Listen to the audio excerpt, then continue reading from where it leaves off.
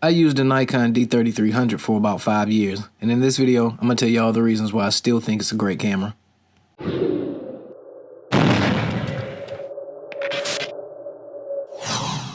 The Nikon D3300 is known to be an entry-level DSLR camera, but don't let that fool you.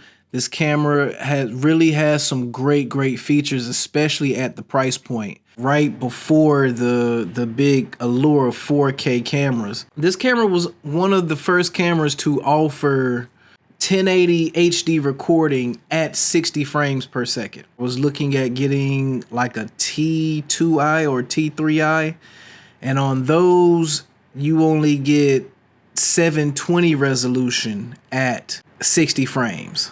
The autofocus and the tracking isn't the greatest, but it does work. Battery life is not too bad. You know, I could probably get halfway through a music video with one battery. With that said, I'm not stating that this has the greatest battery life, but according to the specs, one battery is good for about 700 shots if you're taking pictures. In my opinion, one of the best features of this camera is definitely the button layout. All of the buttons that you need are right here on the back of it. Although the design could have been a little better because of the placement of the buttons, you do have to use two hands on this camera. This camera is Wi-Fi compatible if you buy the adapter that goes with it. But in my opinion, it kind of sucks because you got this bulky little piece sticking out the side of your camera. It does work pretty well, but again, it's very sensitive. I went through about 2 of these, so I don't suggest buying them.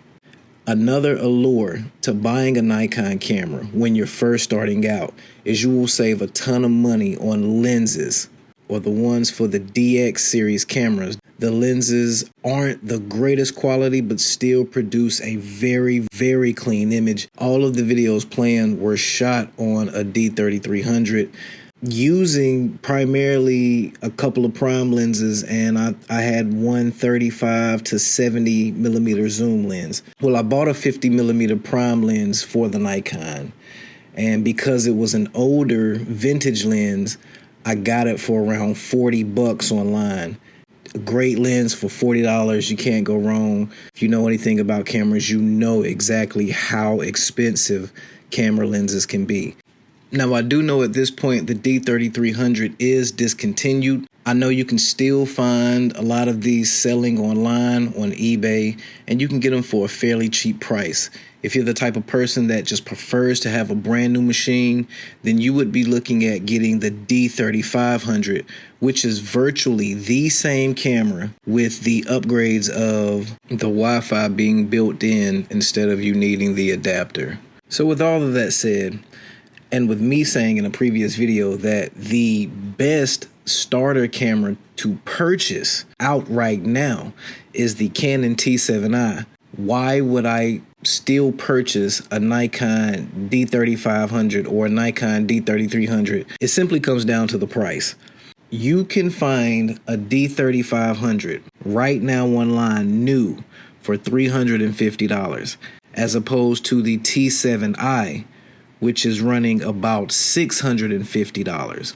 And what you're getting for that $300 is a variable angle screen on the T7i and a better autofocus system.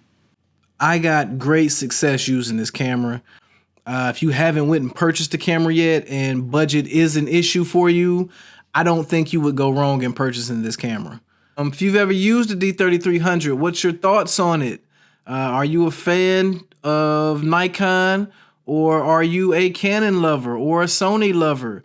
Let me know what you're shooting on. You can drop that down in the comments. I love to hear your feedback. As always, I appreciate you taking the time to check out my content.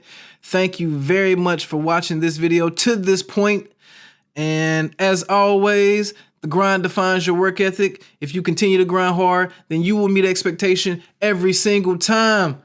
And we out.